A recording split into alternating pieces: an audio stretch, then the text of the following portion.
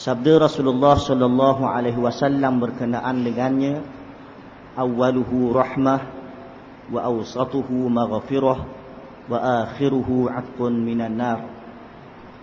Permulaannya adalah rahmah, pertengahannya adalah keampunan, dan penghujungnya adalah kebebasan daripada api neraka. Sebagai manusia, makhluk yang diciptakan oleh Allah Subhanahu wa taala, kita amat-amat memerlukan kepada rahmat daripada Allah Subhanahu wa taala. Sama ada untuk kehidupan kita di atas dunia, mahupun lebih-lebih lagi kita amat memerlukannya untuk kejayaan kita di hari akhirat. Kehidupan kita di atas dunia adalah melalui rahmat daripada Allah. Setiap nafas yang kita hidup masuk ke dalam tubuh kita adalah rahmat daripada Allah. Setiap biji makanan yang masuk ke dalam mulut kita adalah rahmat daripada Allah. Setiap titis air yang masuk ke dalam perut kita adalah rahmat daripada Allah. Penglihatan kita, pendengaran kita, tangan yang kita capai, kaki yang kita langkah adalah melalui rahmat daripada Allah Subhanahu wa taala. Untuk kehidupan kita di atas dunia memerlukan rahmat daripada Allah, maka untuk kejayaan di hari akhirat, lebih-lebih lagi kita memerlukan rahmat daripada Allah Subhanahu wa taala. Kalau Nabi sallallahu alaihi wasallam sendiri pun dimasukkan ke dalam syurga adalah melalui daripada rahmat daripada Allah Subhanahu wa taala, maka lebih-lebih lagi kita amat memerlukan rahmat daripada Allah. Sabda Rasulullah, "Ma min 'abdin yudkhiluhu al-jannata 'amaluhu." Faqila, yang bermaksud tiada seseorang pun yang dapat dimasukkan syurga oleh Allah Subhanahu wa taala melalui amalan yang dilakukan. Faqila, "Wala anta ya Rasulullah." Maka dikatakan, ditanya kepada Rasulullah, "Sekalipun engkau wahai Rasulullah?" Jawab Rasulullah sallallahu alaihi wasallam, "Illa ana, illa an yataghammadani Allahu bi rahmah." Sekalipun diri aku, melainkan aku dimasukkan ke dalam, melainkan Allah Subhanahu wa taala limpahkan ke aku dengan rahmat-Nya. Jika Rasulullah sallallahu alaihi wasallam dapat memasuki syurga Allah Subhanahu wa taala dan berjaya di hari akhirat melalui rahmat daripada Allah, maka lebih-lebih lagi kita amat-amat memerlukan rahmat daripada Allah Subhanahu wa taala. Sudah pasti ibadat kita tidak sebanyak ibadat yang dilakukan oleh Rasulullah sallallahu alaihi wasallam. Ketakwaan kita kepada Allah tidak sehebat ketakwaan Rasulullah sallallahu alaihi wasallam. Maka dengan demikian kita amat memerlukan rahmat daripada Allah Subhanahu wa taala melebihi daripada Rasulullah sallallahu alaihi wasallam. Dan untuk mendapat rahmat daripada Allah, Allah Subhanahu wa taala mengajar kita di dalam Al-Quran. Antaranya firman Allah Subhanahu wa taala, "Inna rahmatallahi qaribun minal muhsinin." Sesungguhnya rahmat Allah itu dekat dan hampir kepada golongan muhsinin, golongan yang melakukan kebajikan, yang melakukan kebaikan.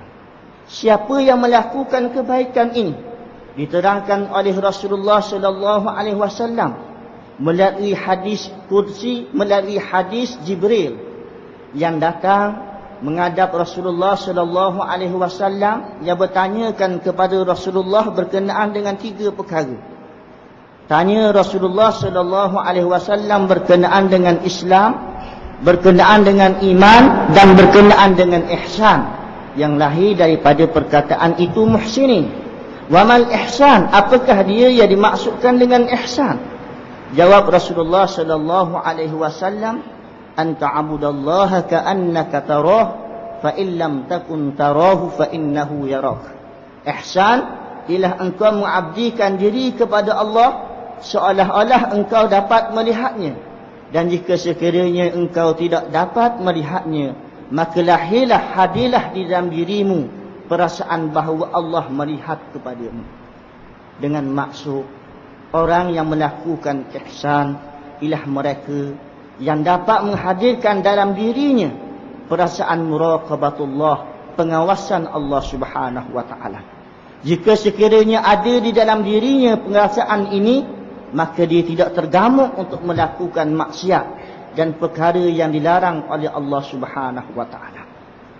Di antara mereka yang layak mendapat rahmat daripada Allah Subhanahu wa taala ialah mereka yang mendengar ayat-ayat Al-Quran Karim dibacakan di hadapannya serta dia mendiamkan diri sebagai hormat dan mematuhi serta beramal dengan apa yang dibaca di hadapannya. Firman Allah Subhanahu wa taala di dalam Al-Quran, "Wa idza quri'al Qur'an fastami'u lahu wa ansitu la'allakum turhamun." Apabila dibacakan Al-Quran, maka hendaklah kamu mendengarnya serta diamlah, mudah-mudahan kamu mendapat rahmat.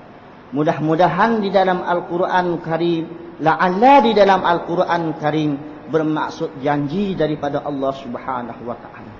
Allah Subhanahu wa taala menjanjikan kepada mereka yang diam mendengar ayat-ayat yang dibacakan di hadapannya sambil memerhati dan merenungi, memahami apa yang dibacakan di hadapannya, maka dia mendapat rahmat daripada Allah Subhanahu wa taala. Dan bukti tidak cukup sekadar mendengar, membaca dan memahami Al-Quran Karim. Tidak perlu kepada mematuhi segala perintah yang terdapat di dalam Al-Quran Karim. Beramal dengan segala tuntutan yang terdapat di dalam Al-Quran Karim.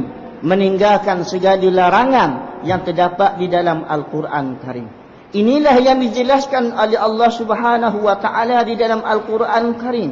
Wa hadza kitabun anzalnahu mubarak fattabi'uhu wattaqu la'allakum turhamun. Inilah dia kitab yang kami turunkannya, yang diberkati, maka hidup ikutilah kamu akannya dan bertakwalah kamu, mudah-mudahan kamu mendapat rahmat. Allah Subhanahu wa taala menjanjikan rahmat kepada mereka yang mematuhi, yang mengikuti apa yang terkandung di dalam Al-Quran Karim, beramal dengan apa yang terkandung di dalam Al-Quran Karim. Alhamdulillah, kita hari ini berpuasa pada bulan Ramadan adalah kerana kita mematuhi perintah Allah Subhanahu wa taala yang terdapat di dalam Al-Quran Karim. Allah Subhanahu wa taala memerintahkan kita di dalam Al-Quran Karim, "Syahrul Ramadan alladzi unzila fihi al-Quran hudan lin-nasi wa bayyinatin minal huda wal furqan faman syahida minkum asy-syahra falyasum."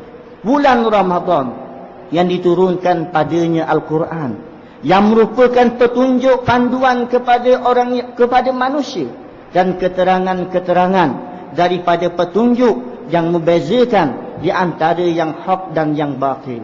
Maka sesiapa yang menyaksikan anak bulan ini, maka hendaklah dia berpuasa.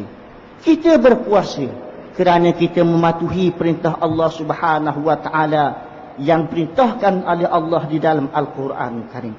Jika sekiranya ada di hadapan kita seseorang yang mengingkari perintah Allah Subhanahu wa taala ini, yang menyatakan bahawa tidak wajib berpuasa di bulan Ramadan, sudah pasti kita akan nyatakan, kita akan membantah apa yang dilakukan itu.